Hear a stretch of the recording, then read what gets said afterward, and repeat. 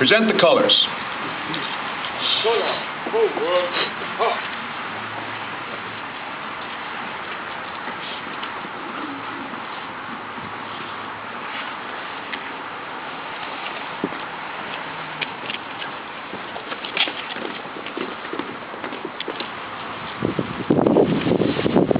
The national flag will now be raised.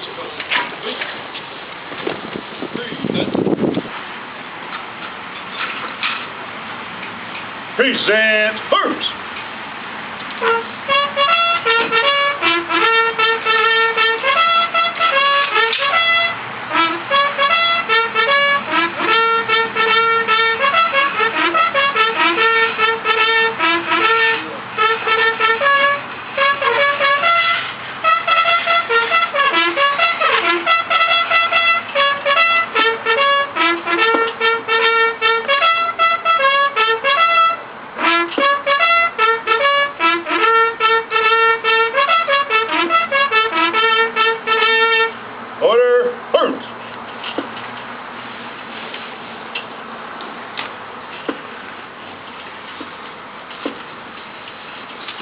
It is now my honor to present Lori Haig, a graduate of Woodbury High School and Moorhead State University, to sing the national anthem.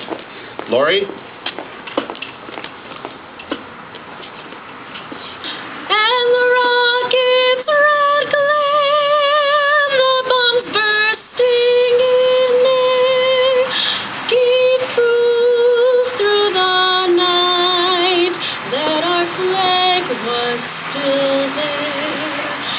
Oh, say does that star-spangled banner yet wave o'er the land of the free and the home of the brave?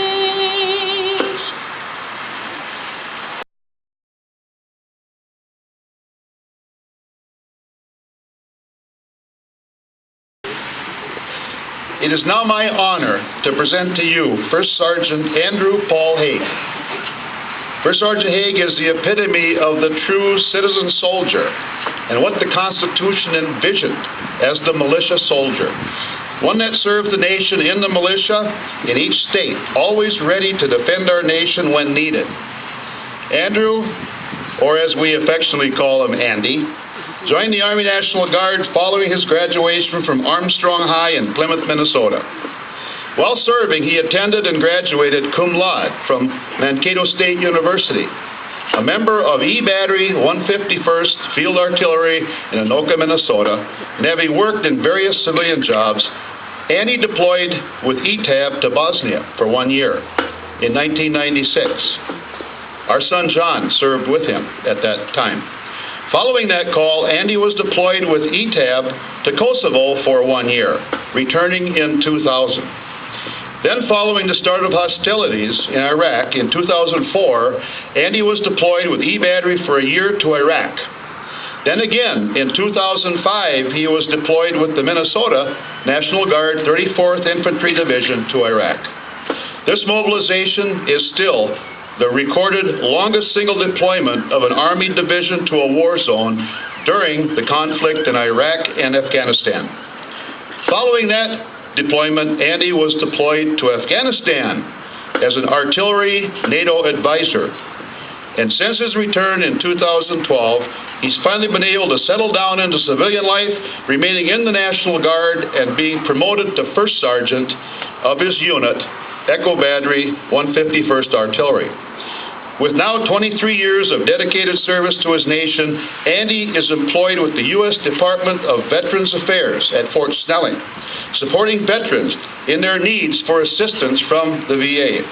He can relate firsthand to veterans' needs, having served in combat. Among his many awards, Andy was awarded the Bronze Star Medal, followed by meritorious, commendation, achievement, and joint service medals, as well as exhibitionary and campaign medals. I don't think there's any others, but you can see from his chest he has a lot of medals, and he earned them. Andy lives in Isanti, Minnesota. He's married to Lori Haig. He has children, James and Aubriana. who just happened to be my grandchildren. And like Paul Harvey said, now you know the rest of the story. First Sergeant Haig.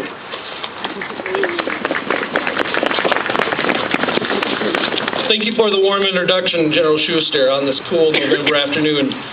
Those of you who have served in the desert probably agree with me. I'll take this any day over 120 degrees in Iraq or Afghanistan.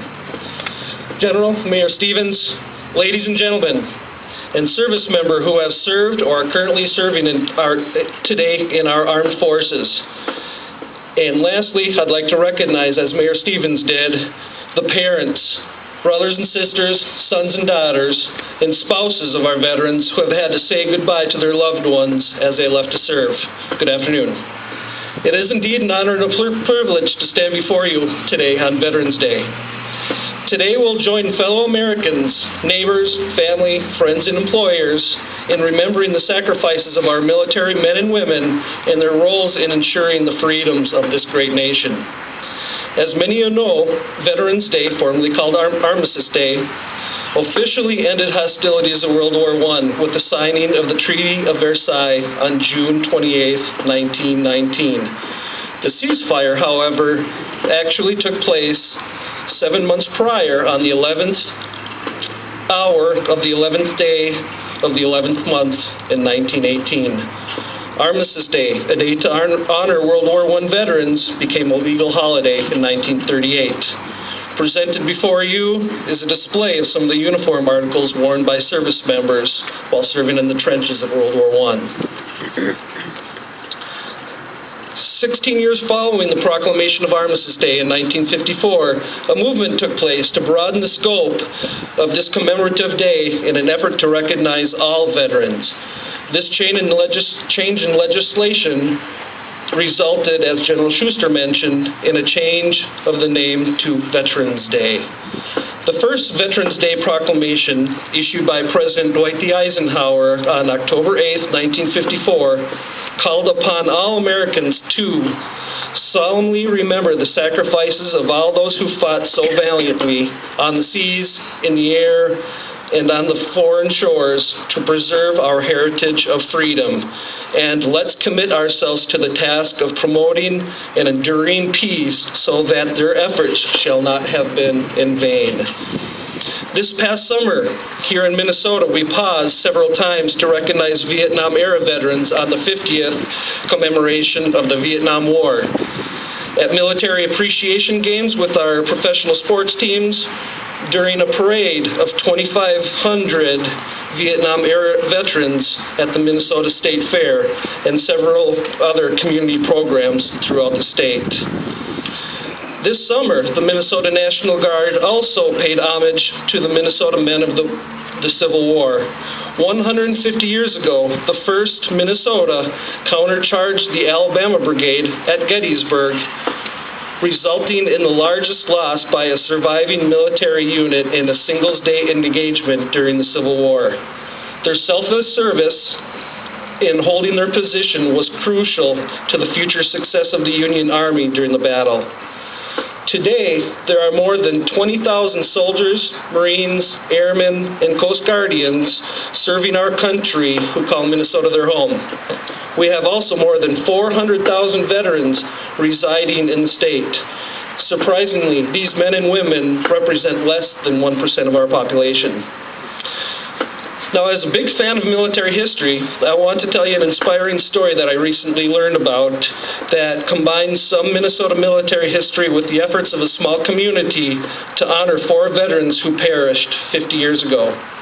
The story began on February 20th, 1963 in Comfrey, Minnesota, a small community in southwestern Minnesota located on the border of Brown and Cottonwood counties.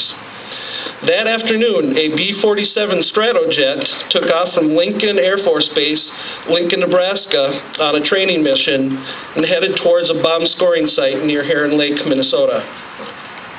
As the bomber entered its steep climb in order to lob its inert hydrogen bomb to its target, as that was a tactic at the time of releasing atomic weapons, After releasing its ordnance, the aircraft made an abrupt turn. As it did so, an engine mount gave way, the engine fell off, and the plane began to spiral towards Earth.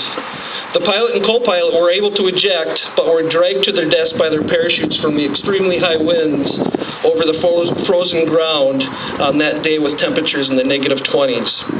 The navigator and his instructor, Lieutenant Colonel Ledbetter, perished with the plane. Some 49 years later, the doctor of Lieutenant Colonel Ledbetter contacted Comfrey's local leaders and informed them that she and her family were coming to Comfrey to commemorate the 50th anniversary of her father's death. Upon hearing this, the community sprung into action to create a memorial for those airmen. These were not service members who gave their lives in combat. These were veterans who died on a training mission.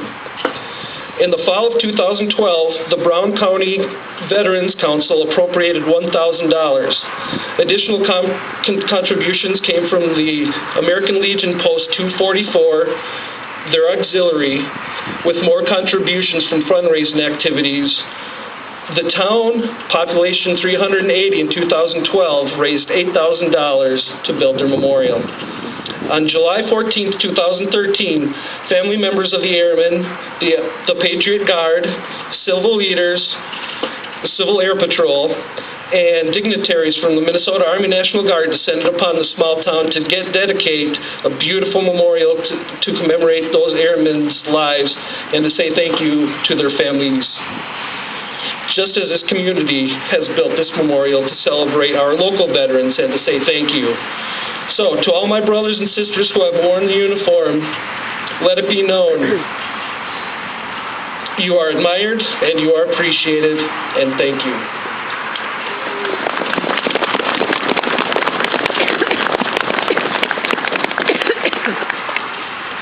Thank you, Sergeant Haig. At this time, all of the military flags will be raised. Local veterans of each service will raise the flag of their respective service. Flags will be raised in accordance with their precedence in order of when they came to be. Starting with the U.S. Army. If you're sitting, well, there aren't many sitting, but if you're standing, please raise your hand so everyone can know that your service song is being played at that time and your flag is being raised. This will then be followed by raising the Minnesota state flag as well as the flag of Woodbury.